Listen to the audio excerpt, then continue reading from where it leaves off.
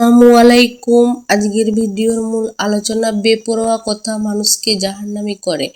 আমাদের চ্যানেলে প্রথম হয়ে থাকলে চ্যানেলটি সাবস্ক্রাইব করে অবশ্যই পাশে থাকবেন। হজরত আবু হুরায়রা রাদিয়াল্লাহু তাআলা আনহু থেকে বর্ণিত, তিনি বলেন, আমি নবী করিম সাল্লাল্লাহু আলাইহি সাল্লামকে বলতে শুনেছি, বনি ইসরাইল সম্প্রদায়ের মধ্যে দুজন লোক ছিল যারা চলতো একজন অপরজনের ছাওয়ার মতো। তাদের মধ্যে গভীর বন্ধুত্বের ভাব, দৃঢ় ভ্রাতৃত্বের অটুট বন্ধন, চলাফেরা, উঠা বসা, কাজকর্ম বলতে গেলে সবই হতো একসাথে, গলায় গলায় ভাব। আর কি হলে কি হবে? তাদের মধ্যে একজন ছিল খুবই আল্লাহভীরু, পরহেজগার, ইবাদত বন্দেগীতে খুবই সচেতন ও একনিষ্ঠ।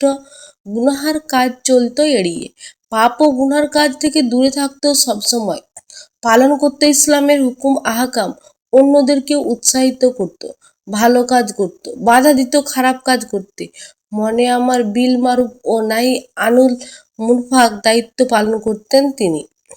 অপর বন্ধুটি ভালো কাজ করতেন, সাথে সাথে পাপ কাজও করত।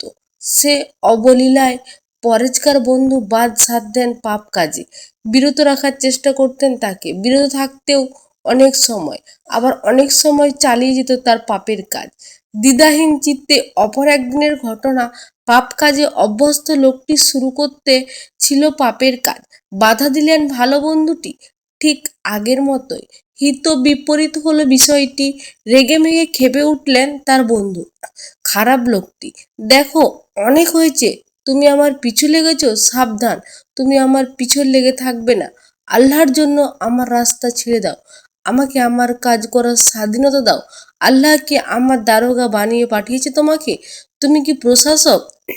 তুমি অহেতুক এসব করছো কেন? তোমার কি অন্য কোনো কাজ নেই? সবসময় আমার পিছু লেগে আছো। ভালো মন্দ আমি বুঝি।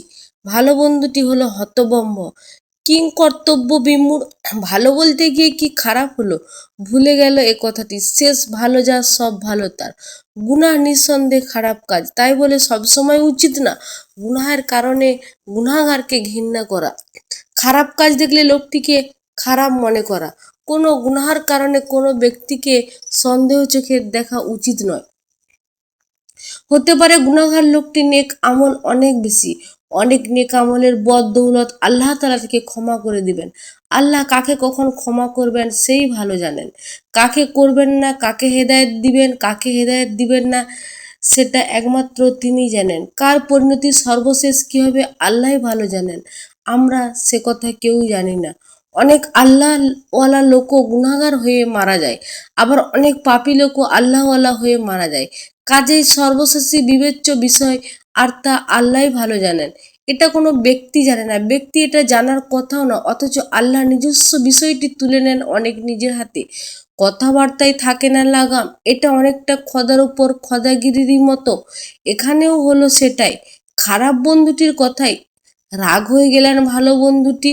রাগের মাথায় অগ্রপশ্চাৎ না ভেবে বলে ফেললেন, গুনাহগার বন্ধুর কথার জবাব দিলেন, আল্লাহর কসম, আল্লাহ সুবহানাল্লাহ, ওয়াল্লাহ তাআলা তোমাকে কোনোভাবেই ক্ষমা করবেন না। তুমি ক্ষমা পাবে না কোনোদিন, জান্নাতেও যেতে পারবে না কখনো।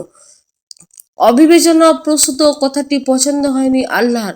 ভালো লোকটির উপর রাগ হলেন তিনি। সকল সৃষ্টির স্রষ্টা মহান আল্লাহ তাআলা, জীবন মৃত্যুর বাগডোর আল্লাহরই হাতে। যখন যাকে ইচ্ছা জীবন দান করেন, আবার যাকে যখন ইচ্ছা মৃত্যু দিয়ে নিয়ে যান তারই কাছে। আমক এই সত্য নিয়ম জুটল দুই বন্ধুর ভাগ্যে। জীবন সূর্য ডুবে গেল তাদের, মৃত্যুর অমীয় সুধার পেয়ালা পান করল তারা। তাদের রুহু কবজ করলেন মৃত্যুর ফেরেশতা হযরতে আজরাইল আলাইহিস সালাম। তাদের রুহু নিয়ে হাজির করা হলো সকলের প্রভু মহান আল্লাহ তাআলার দরবারে। আল্লাহ সুবহান ও তাআলা তার রাগের প্রকাশ ঘটালেন। আল্লাহওয়ালা হিসেবে নিজেকে প্রকাশ করা ব্যক্তিকে বললেন, তুমি কি আমার ফয়সালা জানতে? আমার এখতিয়ারভুক্ত জিনিসে তুমি কি কিছু করতে সক্ষম? তোমার যা ইচ্ছা তাই করবে, ইচ্ছা মতো কাউকে ক্ষমা করে দিবে, ইচ্ছা না হলে কাউকে ক্ষমা করবে না। যাকে ইচ্ছা জান্নাত দিবে, আর যাকে ইচ্ছা জান্নাত থেকে বের করবে বঞ্চিত। মোটেই ঠিক না এমন সবাই অবাঞ্ছিত কথাবার্তা। কাজেই এমন কথার জন্য ভোগ করা জাহান্নামের কষ্টদায়ক শাস্তি। অন্যকে জান্নাত থেকে মাহরুম করেছে পাঠিয়েছিলেন জাহান্নামে। আমার ক্ষমতার অংশীদার হয়েছিলে তুমি, আমার ক্ষমতা ব্যবহার করেছিলে তোমার মতো করে বেপরোয়া কথা বলার জন্য। ধ্বংস করা হলো তোমার সকল ইবাদত, সকল নেক ভালো কাজ, সকল নেক আমল। শেষ হয়ে গেল তোমার সব বন্দেগি। শেষ হলে তুমি নিজে তোমার ভালো কাজের অহংকারের কারণে। এবারে জাহান্নামে যাও, বুঝো ভালো কাজের বাহাদুরির মজা। আল্লাহর ক্ষমতা ব্যবহার করা আজে বাজে কথার ফলাফল। এই কথা বললেন মহান আল্লাহ তাআলা ইবাদত বন্দেগীতে মশগুল ভালো লোকটিকে, আর মহান আল্লাহ সুবহানাহু ওয়া তাআলার পাপ কাজে লিপ্ত গুনাহগার ব্যক্তিকে বললেন, আমি আমার ক্ষমতায় এবং নিজ গুণে তোমার গুনাহ ক্ষমা করে দিলাম, মাফ করে দিলাম তোমার যাবতীয় অন্যায় অসৎ কাজের অর্জিত গুনাহসমূহ। পাপী হিসেবে তুমি দুনিয়ায় পরিচিত হলেও আজ তুমি পাপ মুক্ত। যাও, চিরন্তর সুখের জান্নাতে সুখ ভোগ করো আমার বেসুমার নিয়ামত। হযরতে আবু হুরায়রা রাদিয়াল্লাহু তাআলা আনহু বলেন, ওই মহান জাতে পাক মহান আল্লাহর কসম, যার হাতে আমার প্রাণ, ইবাদত ও সৎ কাজ করি, এমন কথা বলেছ যা মহান আল্লাহর ক্ষমতার সাথে সুস্পষ্ট অংশীদারি।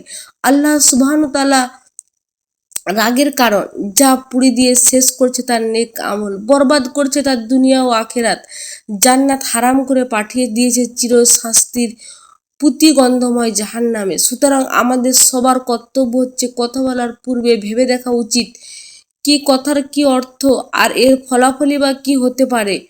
যাকে তাকে কোনো কিছু ভেবে না বলা, মানে ভাবিয়া বলিও কাজ, বলিও ভাবিও না।